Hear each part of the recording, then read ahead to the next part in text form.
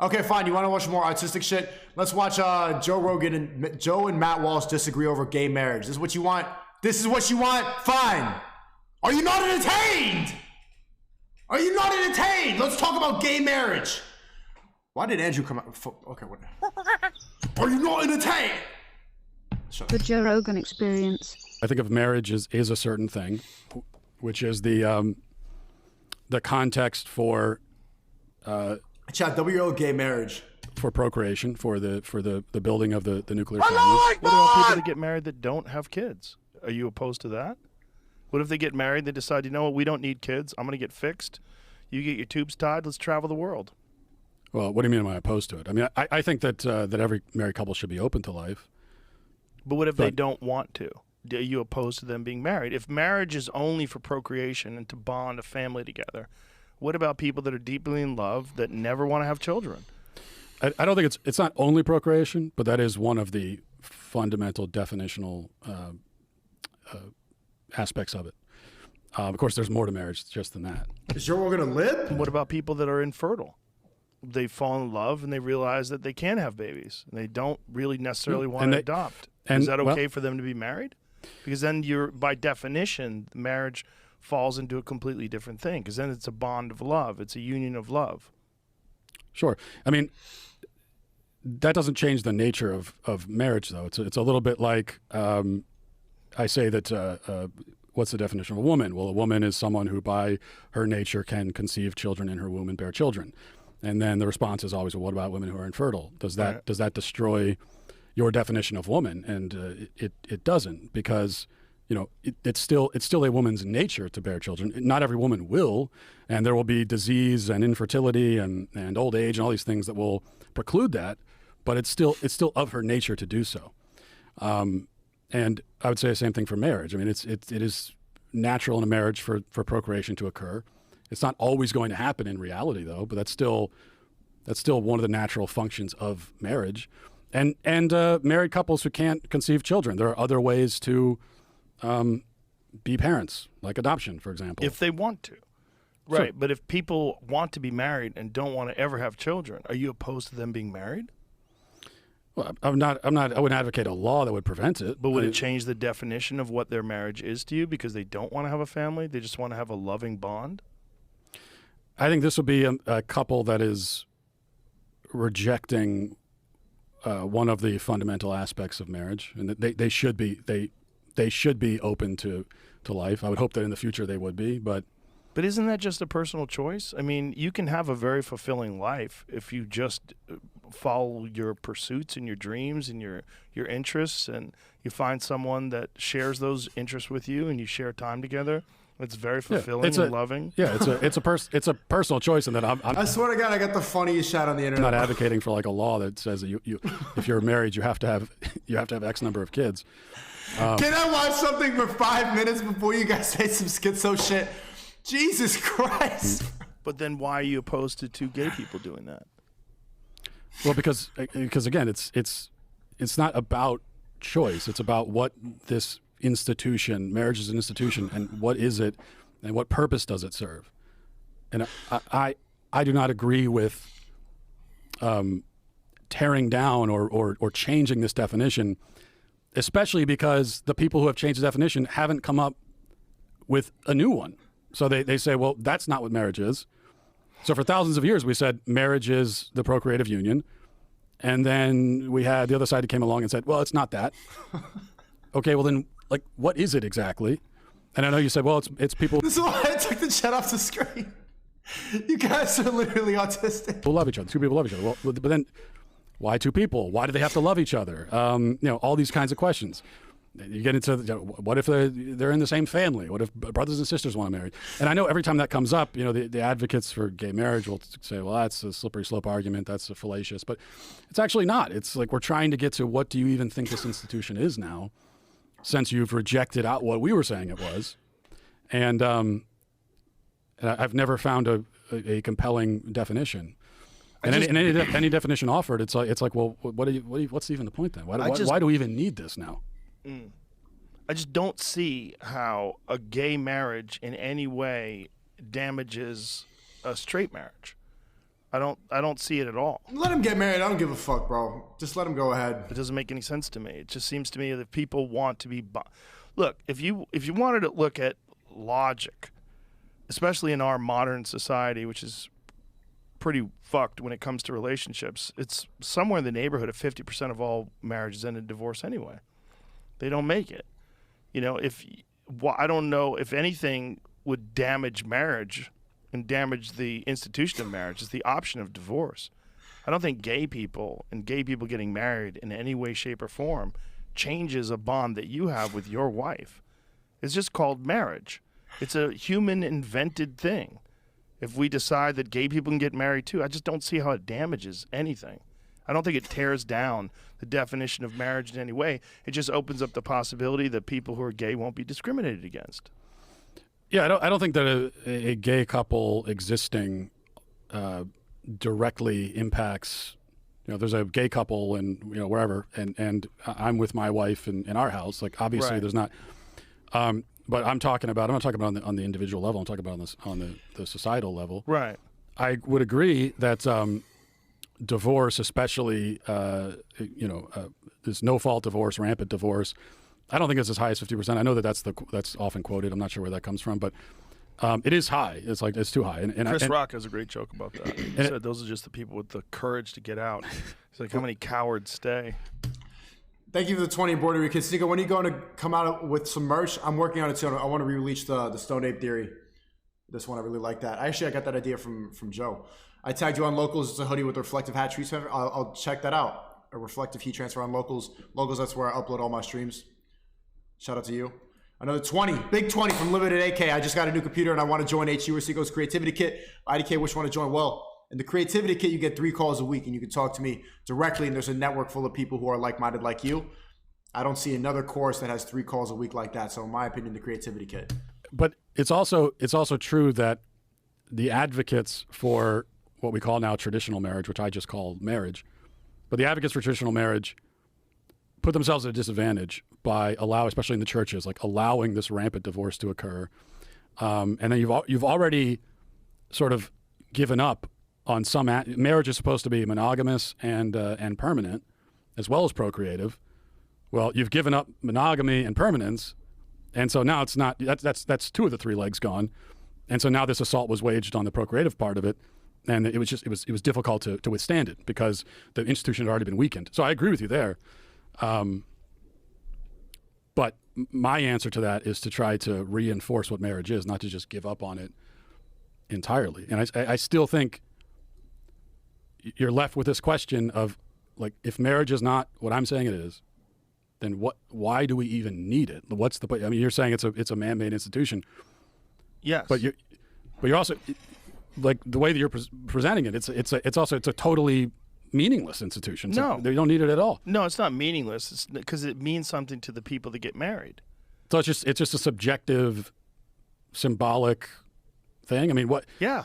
So It's if you're kind of what it is. Look, there's a massive responsibility. I agree with Joe. When you're married and when you have children to keep your family together. And Does that make me a Satanist if I think people should be able to get married if they want to? I don't understand why you're investing. It's incredible meat watching to say that 2 people can't get married based on their gender. to raise and keep everybody happy and healthy, and there's great reward to that. yeah. But it doesn't always work out. It's people change. People are fucked up. It doesn't always work. And so I don't think it should be outlawed because 50% of the people fall apart. Just like I don't think it has any effect whatsoever on a straight couple if a gay couple decides that they want to make it official. And that's what it is to them. It gives them a feeling that they're accepted and appreciated and that they're not discriminated against because they happen to be homosexual. So, well, what you're articulating to me is the damage that's done by gay marriage to the institution of marriage. But how is it done? How is that in any way damaged straight people? Because we are making the institution meaningless. But it's not meaningless. Well, but you it's just very said, meaningful to the people that have it. Subjective, symbolic, and it's about your own personal feelings. Isn't it, though? I don't know. The gay married couples that I met, they seem like they respect the unity and they seem happy. I don't see how they've disrespected marriage for anybody else. Well, no, I would say that it's not. Well, if it's not subjective and it's not symbolic, it codifies and protects and gives a name to a thing that actually exists, which are man, woman couples creating people, creating babies. But not always. Right, but that's still the nature of the union. So, but what are the percentage of people today that are married that don't have children? I bet it's pretty high amongst heterosexuals. Probably. Normies who are stumbling in here, don't take this chat seriously. They're going too far. They just... Oh, do you guys know how many fucking people are never going to come back to Rumble because of you fucking schizos? Oh my God. Can I ban caps lock from this chat? Is there something wrong with that? I think there is something wrong with that. I think there is something wrong with...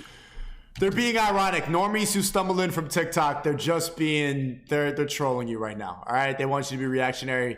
Can the normies type 1 right now for the people who think that everybody else in here is a schizo? This dude's just running, homosexuality is an idea of the devil to stop procreation. Okay, can the normies type 1 just to beat out the fucking, all the crazies in here?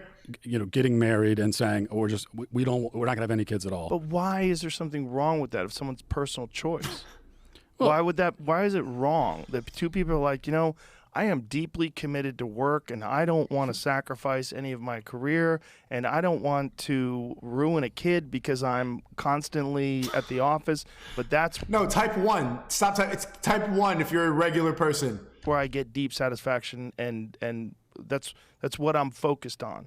And the woman says, that's great because I don't want children either. I really am attached to my interests and my career and what I like to do. That's not damaging your relationship with your wife and your family. I certainly don't think of it as a threat to my marriage or my family. Yeah, it is a personal choice. Right, but shouldn't people be allowed to make those personal choices? Like, isn't that... Yes, they should be allowed to, man. Libertarianism. A fundamental aspect of what it means to be American? Exactly. Freedom! I don't like the fact that Trump said he's going to kill people who smoke a little bit of weed. Bro, I am completely anti-authoritarian. What the fuck is the word? Authoritarian. I'm anti-authoritarian. I don't want the government to be able to kill me because of what the fuck I'm putting in my body. Have that freedom? Well, but right now we're not talking about what people are allowed to do. I'm not saying we're talking about marriage, gay marriage. Okay, we were just discussing straight couples who choose not to have kids. That's also a personal freedom issue, isn't it? Yeah, and I'm not saying that straight couples should be legally required to have kids, but I if you're asking me, do I think it's the right choice to just get married and choose not to have kids ever? God is an authoritarian, but I don't want the government to be. That's the only person that I believe should be able to make rules is God. That's it. I do not think that that's the right choice. It's their choice, but people can make choices that are wrong. And you can disagree. How is it wrong if they have a fulfilling and wonderful life together with that choice? If their thing is that they just want to have a bond between the two of them to just like take it to the next level, let everybody know like we are married. If I die, my money's going to go to Helen. And if Helen dies, I'm going to mourn her because she was my wife and now I'll be a widower. Like to some people, that distinction gives them peace and security and makes them feel better about the relationship, that they're both so committed that they've legally signed documents that say that they're bound by law and under the eyes of God or whatever you believe in. Yeah. They're able to make that choice, but I think you're still rejecting one of the purposes of marriage. And in the scenario that you just outlined, you're also deciding to live a really self-centered life. You're saying, but what if you're not? What if your work is very charitable? What if it benefits humanity in a deep way? What if you spend a lot of time doing, healthcare work and social work, and you're deeply committed to your community? It's not selfish at all. You're just dedicating your time to something other than raising new human beings. But you're dedicating your life to this chat makes me miss YouTube, bro. Enhancing other human beings that are around. Guys, this is I've been streaming for months now. I've never seen this. I have never seen this level of insanity. That's a hypothetical. It is a hypothetical, but so is yours, right? Yeah, but I think most of the people that choose like we're not going to have kids, and the rate of the those rates are declining, and the age when people first have kids is also going up, and all of that. Yeah. And most of the people that are making these choices, I don't think it's because they're involved in charity work. I do think that it is more the scenario you outlined in the first time around, which is just like, well, this is what I'm doing. I have my job. I don't want to give it up. Yeah. But don't you think that people should have the freedom to live their life in that way? I think human beings vary widely, in a huge way. And I think there's some human beings that find a very fulfilling life just reading books and traveling and experiencing different things and seeing art and doing whatever the fuck they want to do. And they don't necessarily have to have kids to live a fulfilling life that way. And if they choose to do that with someone who they have a loving bond with and who they get married to, I don't think it's a bad thing that they don't want to have kids. Well, I guess we have to, maybe we're running into a question of now you get to the real fundamental question. I think it's a fundamental freedom thing. Yeah, we're not disagreeing, I guess, on the freedom aspect of it, because again, I'm not saying that you should be required to have kids. But you're imposing your sensibilities and what you think is important in life to other people. But everybody has a different idea of what's important in life without hurting anyone. You guys don't see that Joe is promoting more freedom than Matt here, or the religious people. SNEAKO, have you ever seen the HWNDU videos? That's pretty much the live chat room you have. You should check it out. The thing is, like, what I'm saying is these people that are married, that don't have children, they're not harming anyone. They're not harming these unborn children that they never have. They're not harming anyone. And it doesn't affect your relationship with your family and your marriage at all. Yeah, but I'm not imposing myself on them or harming them by answering a question about how I feel about their choices. Right, but nor are gay people doing that to you. I think the harm comes from, on a societal level, when we start breaking down these basic central institutions, like the institution of the family and of marriage.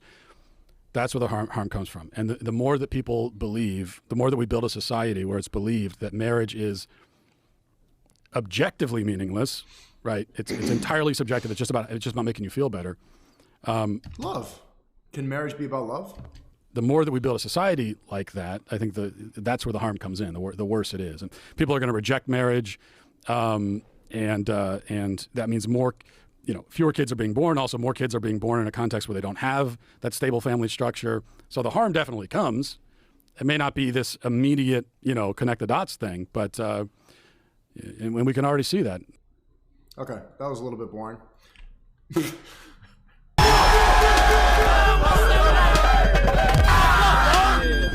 That's it. Your job?